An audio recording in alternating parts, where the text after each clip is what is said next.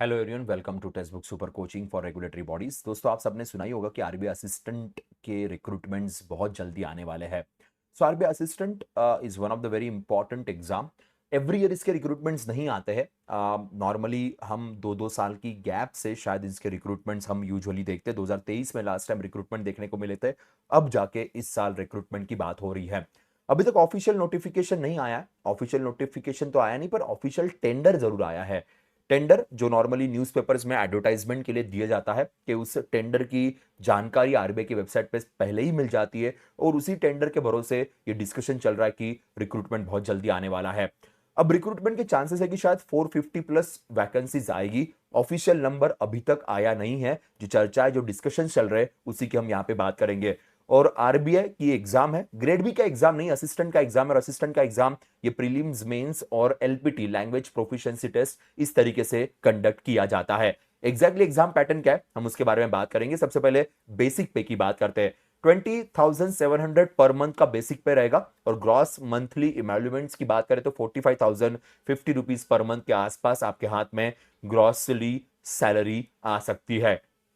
पे scale of course जो 20,700 का पे स्केल है, it will be 24,300, it will be 30,600। सो समय समय के साथ जैसे जैसे आपके प्रमोशंस होंगे, आपका टाइम फ्रेम आरबीआई के अंदर बढ़ेगा, या आपके बेसिक पेज और आपकी सैलरीज भी बढ़ जाएगी, जिसमें dearness allowance, house rent, city compensatory allowances, transport allowances add हो जाएंगे।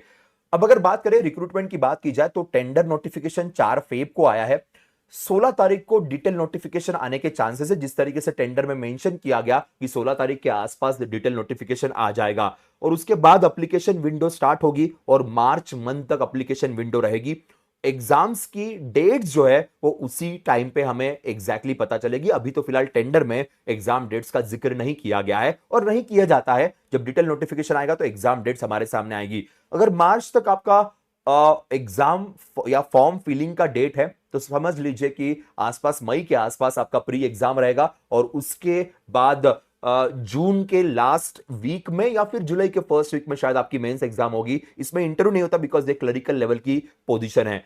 एज ग्रुप की बात करें, 20 to 20 इयर्स का age group usually general category के लिए होता है। अगर SC ST है तो प्लस 5 साल का यहाँ पे आपको एलिजिबिलिटी एक्स्ट्रा मिल जाएगी। ओबीसी के लिए प्लस 3 साल, पीडब्ल्यूडी प्लस 10 इयर्स, उसमें भी general, OBC, SC ST category है। Widows and divorce women, very sorry for that, widows and divorce women की बात करें तो 10+ इयर्स मिलेंगे। एक्स सर्विसमैन ड्यूरेशन 3+ इयर्स का रहेगा।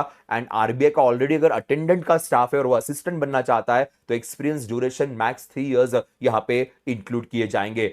अब कैटेगरी की अगर हम बात करें तो मिनिमम एग्रीगेट वैसे आरबीआई ग्रेड बी में होता है। आरबीआई असिस्टेंट के अंदर मिनिमम एग्रीगेट की यूजुअली बात नहीं की जाती है। सिर्फ ग्रेजुएशन लेवल पे ही आप एग्जाम दे सकते हो। कि अब एग्जैक्ट नोटिफिकेशन जब आएगा तब हम थोड़ा सा ज्यादा डिटेल में उसके ऊपर बात करेंगे। बिकॉज यूजुअली सिर्फ ग्रेजुएशन लेवल पे एग्जाम दे सकते हैं के, बट नोटिफिकेशन का हम यहाँ पे वेट करेंगे। बाकी तो वही सिंपल है। अभी जो लास्ट टाइम एप्लीकेशन आई थी तब फॉर्म की बात करेंगे तो 450 रुपीज जनरल ओबीसी के लिए था, SC ST PWD ex serviceman 50 rupees. अगर कुछ बदलाव होते तो इस बार के नोटिफिकेशन के अंदर हमें देखने को मिल सकता है। अब अगर एग्जाम की बात करें तो प्रीलिम्स एग्जाम है जो केवल स्क्रीनिंग के लिए रहेगी। उसके मार्क्स आपके कैरी फॉरवर्ड नहीं होंगे फाइनल सिलेक्शन में, पर मेंस के मार्क्स ये बहुत डोमिनेंट होते हैं और वो काफी बड़ा रोल प्ले करते हैं और उसी के भरोसे आपका सिलेक्शन होगा। पर उसके बावजूद आपको एलपीटी लैंग्वेज प्रोफिशिएंसी टेस्ट देनी पड़ेगी। लैंग्वेज प्रोफिशिएंसी टेस्ट बेसिकली क्या होती है, बिकॉज असिस्टेंट का रिक्रूटमेंट ये स्टेट के हिसाब से होता है। स्टेट के हिसाब से वैकेंसीज जनरेट की जाती है और जहां से आप फॉर्म फिल कर रहे हो वहां की जो लोकल लैंग्वेज है वो आपको आनी चाहिए। अगर 10th और 12th स्टैंडर्ड में वहां की लोकल लैंग्वेज आपके 10th और 12th के एजुकेशन में एज अ सब्जेक्ट रही होगी तो फिर कोई चिंता की बात नहीं, आपको एलपीटी देने की जरूरत नहीं, आपका सिलेक्शन ऑटोमेटिक हो जाएगा। बट अगर 10th और 12th में वो लैंग्वेज नहीं थी तो आपको एलपीटी देनी पड़ेगी। LPT is a final stage. ये क्वालिफाइंग नेचर की होती है पर ये मैंडेटरी होती है, उसके बिना फाइनल सिलेक्शन आपका नहीं होगा।